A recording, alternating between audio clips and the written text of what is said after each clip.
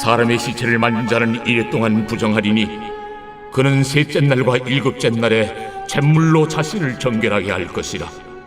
그리하면 정하려니와 셋째 날과 일곱째 날에 자신을 정결하게 하지 아니하면 그냥 부정하니, 누구든지 죽은 사람의 시체를 만지고 자신을 정결하게 하지 아니하는 자는 여호와의 성막을 더럽힘이라. 그가 이스라엘에서 끊어질 것은 정결하게 하는 물을 그에게 뿌리지 아니하므로 깨끗하게 되지 못하고 그 부정함이 그대로 있음이니라. 장막에서 사람이 죽을 때의 법은 이러하니 누구든지 그 장막에 들어가는 자와 그 장막에 있는 자가 이래 동안 부정할 것이며, 뚜껑을 열어놓고 덮지 아니한 그릇은 모두 부정하니라. 누구든지 들에서 칼에 죽은 자나 시체나 사람의 뼈나 무덤을 만졌으면 이래 동안 부정하리니, 그 부정한 자를 위하여 죄를 깨끗하게 하려고 불사른 재를 가져다가 흐르는 물과 함께 그릇에 담고, 정결한 자가 우슬초를 가져다가 그물을 찍어 장막과 그 모든 기구와 거기 있는 사람들에게 뿌리고, 또 뼈나 죽임을 당한 자나 시체나 무덤을 만진 자에게 뿌리되, 그 정결한 자가 셋째 날과 일곱째 날에 그 부정한 자에게 뿌려서 일곱째 날에 그를 정결하게 할 것이며, 그는 자기 옷을 빨고 물로 몸을 씻을 것이라. 저녁이면 정결하리라. 사람이 부정하고도 자신을 정결하게 하지 아니하면 여호와의 성소를 더럽힘이니, 그러므로 회중 가운데서 끊어질 것이니라. 그는 정결하게 하는 물로 뿌림을 받지 아니하였은즉 부정하니라. 이는 그들의 영구한 율례니라. 정결하게 하는 물을 뿌린 자는 자기 옷을 빨 것이며, 정결하게 하는 물을 만지는 자는 저녁까지 부정할 것이며, 부정한 자가 만진 것은 무엇이든지 부정할 것이며, 그것을 만지는 자도 저녁까지 부정하리라. 오늘 이 민수기 19장 11절에서 22절의 말씀은 우리 어제 함께 묵상했던 19장 1절에서 10절까지 있는 이 붉은 암송아지의 재를 실제적으로 어떻게 사용하며 우리의 정결을 지켜나갈 것인가에 관한 말씀입니다. 사실 이제 이 붉은 암송아지의 재를 잿물에 타는 것은 영적으로 보면 이게 이미 대가가 치러진 죄이죠. 이걸 이제 뭐라 그러냐면 선취적 정결이라고 합니다. 선취적으로 완전한 암송아지가, 정결하고 흠없는 암송아지가 하나님 앞에 완전하게 태워져서 드려진 것이죠. 그래서 이미 대가가 치러진 것을 우리의 부정이 발견된 그 현장에 잿물과 함께 타서 뿌리게 될 때 그 선취적인 정결의 이 효과가 그 부정한 현장에 적용이 된다라는 겁니다. 이게 이제 구약 시대에 이게 다소 이게 뭐라 그럴까요? 좀 우리에게는 생소한 방식으로 이런 것들이 이루어집니다만, 이런 영적인 선취적 정결의 원리가 사실은 예수 그리스도의 보혈 가운데 우리에게도 일어난 일이죠. 왜냐하면 예수님께서는 2000년 전에 우리를 위하여 십자가에서 못 박혀 돌아가셨습니다. 그리고 우리를 위하여, 온 인류를 위하여 모든 이들을 정결케 할 수 있는 보혈의 능력으로 우리를 새롭게 하셨죠. 자, 그게 2000년 전에 이루어진 일인데, 그 2000년 전에 이루어진 이 선취적인 보혈의 공로가 우리에게 이제 믿음으로 말미암아 성령을 통하여 적용이 된다는 겁니다. 그래서 성령께서는 무엇을 하시는 분이냐? 2000년 전에 예수 그리스도께서 역사적으로 이루신 구속사의 이 속죄의 능력과 효력을 믿음으로 말미암아 오늘날 현재를 사는 우리의 삶의 현장에 그대로 적용하게 하시는 분이라는 거죠. 그래서 우리가 성령 안에, 예수를 믿는 믿음 안에 예수의 보혈을 의지할 때 2000년 전에 이미 우리를 위해 기꺼이 내어주신 그 예수 그리스도의 생명의 능력이 우리에게 나타나게 된다는 것입니다. 그래서 믿음으로 말미암아 이제 받게 되는 것이죠.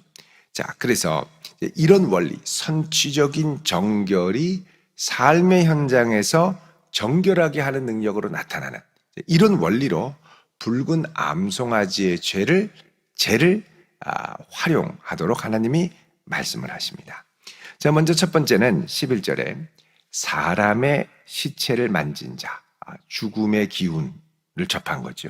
그런 사람은 정결예법상 1회 동안 부정하다 그러죠. 7일간 부정합니다.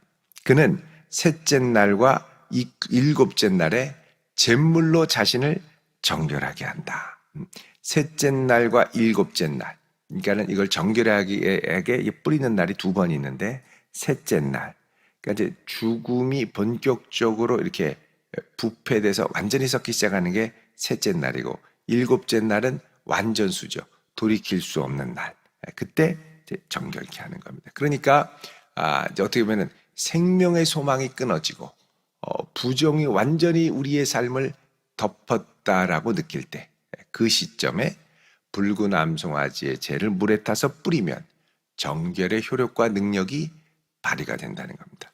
예수님께서도 이제 십자가에 달려 죽으신 지 3일 만에 부활하셨죠. 3일이면 완전히 부정하게 되고 죽음, 소생의 가능성이 완전히 없는 그때에 부활을 하신 겁니다.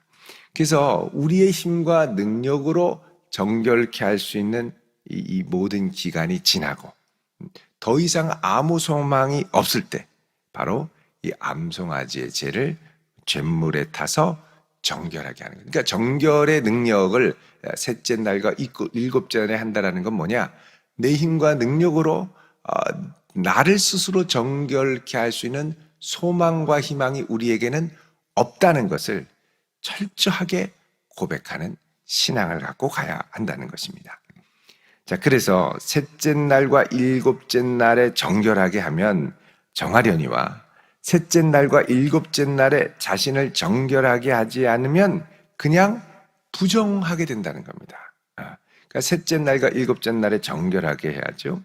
자, 누구든지 죽은 사람의 시체를 만지고 자신을 정결하게 하지 아니하는 자는 여호와의 성막을 더럽힘이라.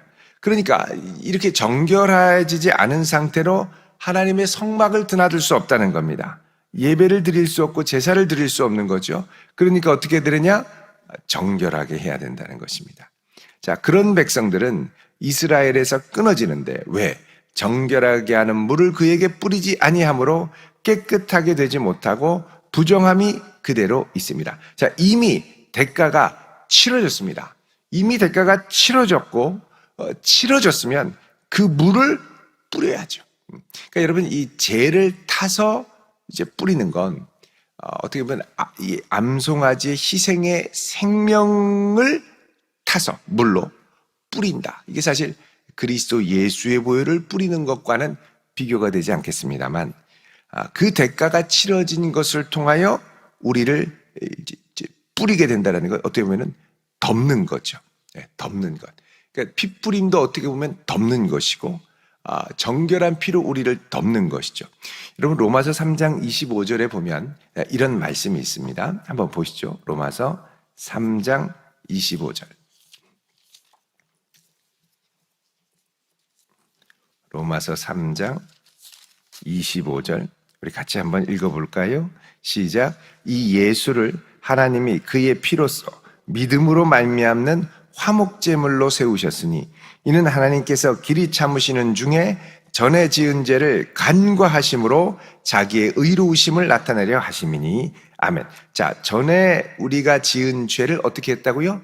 간과하셨다. 이 간과했다는 게 뭐냐? 원문적인 의미로 보면 덮으셨다, 이런 겁니다.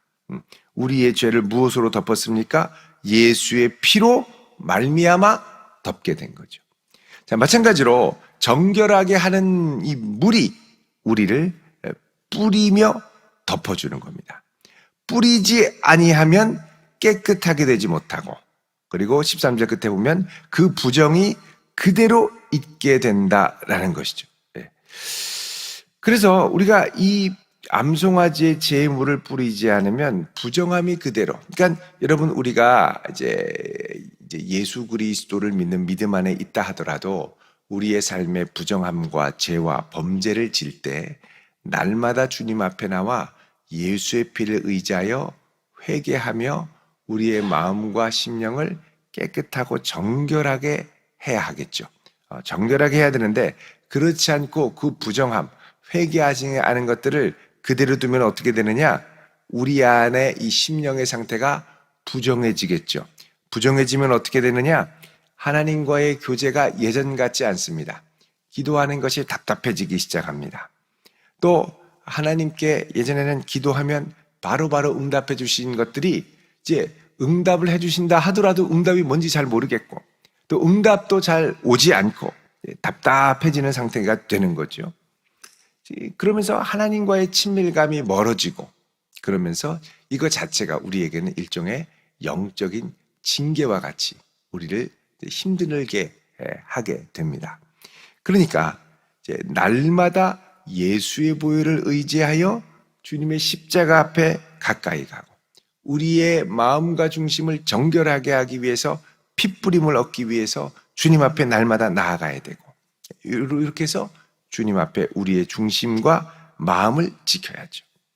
자, 14절에 장막에서 사람이 죽을 때, 자, 노환이 있거나 여러 가지 일로 사람이 사는 장막은 이제 그 사람이 머무는 이 텐트니까요.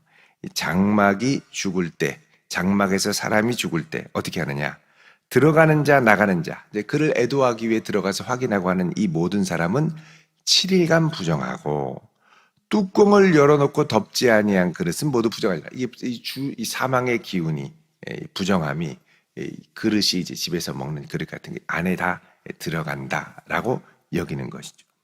16절에 누구든지 들에서나 칼에 죽은 자나 시체나 사람의 뼈나 무덤을 만졌으면 무덤도 여러분 이스라엘은 우리 같지 않아서 예를 들면 평토장 밑에 이렇게 그냥 길바닥 위에 이렇게 하고 비석만 살짝 꽂아놓은 것도 있고 어떤 거는 이 이제 산길이나 이런데 이제 그 셰펠라 그 석회암의 이 평원 지역에 들어가면 약간 구릉처럼 올라가는데 깊이 들어간 굴들이 있죠. 그런데 들어가서 어떻게 하냐?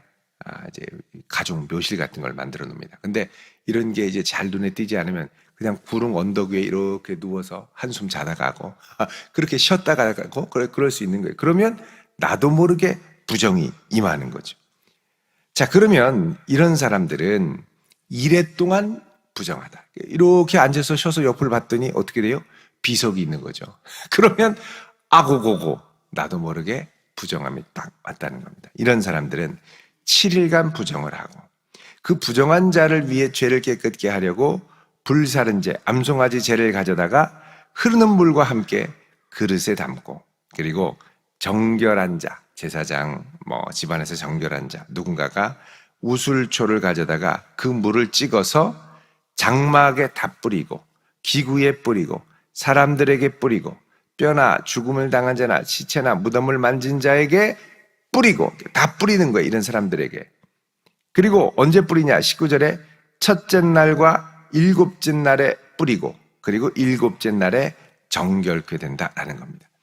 그러니까 한 번 뿌리고 두 번 뿌리는데 그거를 3일, 7일째 뿌려야 된다라는 것이죠. 자, 자기 옷을 빨고 물로 몸을 씻어라. 그렇게 하고 나면 일곱째 날에 옷을 빨고 몸을 물로 씻으면 정결하게 된다. 그러니까 이 정결을 회복하는 거죠. 자, 20절에 사람이 부정하고도 자신을 정결하게 하지 아니하면 여호와의 성소를 더럽힘이니 그러므로 회중 가운데서 끊어질 것이라 그럽니다. 정결하게 하는 물로 뿌림을 받지 아니하였은즉 부정하니라 그러죠. 그래서 정결하게 하는 물, 신약의 백성들은 정결하게 하는 피로 핏뿌림을 얻고 뿌림을 받고 정결하게 돼서 회복해야 한다는 것입니다.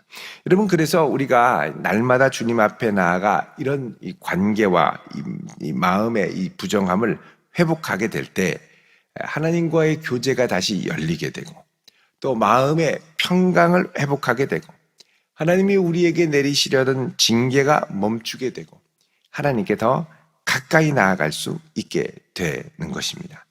그래서 암송아지의 죄를 물로 섞어서 물을 뿌리며 우리의 부정한 것들을 씻는 이 원리는 사실 이제 장차 신약의 백성들이 누릴 예수 그리스도의 보혈의 권세와 능력을 그림자처럼 보여주는 이제 하나의 예라고 볼 수가 있습니다. 이미 치러진 대가를 지금 나의 삶에 적용하며 정결하게 우리의 몸과 마음을 간직하고 지키는 것. 여러분, 성도는 그래서 늘 깨어 우리의 마음, 우리의 심령을 하나님 앞에 정결하게 지키기 위해 애를 써야 할 것입니다. 오늘 이 아침도 주님 앞에 이 예수의 보혈을 의지하여 담대히 나아가며 몸과 마음이 주 앞에 정결하게 서는 복된 성도 되시기를 주님의 이름으로 축원드립니다. 기도하겠습니다. 거룩하신 아버지 하나님, 이 한날도 예수의 보혈로 우리를 덮어주사 우리의 마음과 심령을 정결케 하시고 주님을 사랑하는 자로, 주님을 기뻐하는 자로 서게 하여 주옵소서. 오늘도 주님 앞에 나올 때 귀한 예물 드립니다. 간절한 제목을 받으사 응답하시고 이 한날도 지혜와 명철과 은혜를 더해 주옵소서. 예수님 이름으로 기도드립니다. 아멘.